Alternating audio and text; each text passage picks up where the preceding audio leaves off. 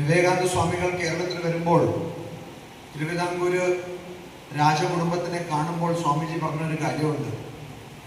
ഞാൻ ഭാരതം ഇന്ത്യ മുഴുവൻ സഞ്ചരിച്ച് വേറെ എവിടെയും തന്നെ സ്ത്രീകൾ ഇത്രയും സരളമായി ഇംഗ്ലീഷിലും മലയാളത്തിലും സംസ്കൃതത്തിലും സംവദിക്കുന്നത് വേറെ എവിടെയും കണ്ടിട്ടില്ല.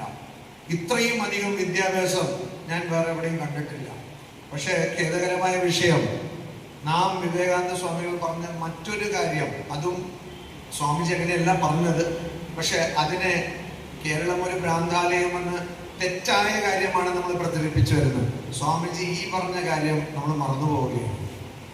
അപ്പൊ അതാണ് നമ്മുടെ ഐതിഹ്യം.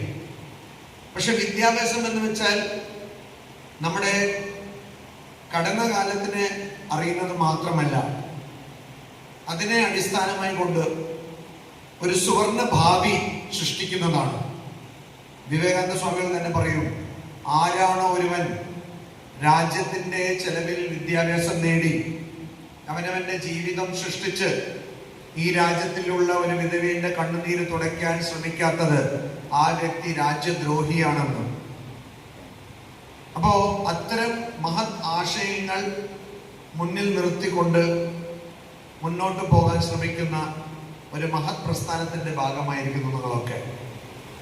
10ാം ക്ലാസ് വരെയും സ്കൂളിൽ പോകുന്നു, പഠിക്കുന്നു, പഠിച്ചില്ലെങ്കിൽ കുഴപ്പമില്ല എന്നുള്ള ഒരു ധാരണയായിരിക്കും നിങ്ങൾക്കൊക്കെ. പക്ഷെ 10 കഴിഞ്ഞിട്ട് നിങ്ങളുടെ പ്രായം മാറുന്നു, നിങ്ങളുടെ ശരീരത്തിൽ പല മാറ്റങ്ങൾ നടക്കുന്നു, അത് നിങ്ങളുടെ മസ്തിഷ്കത്തിലും നടക്കുന്നു.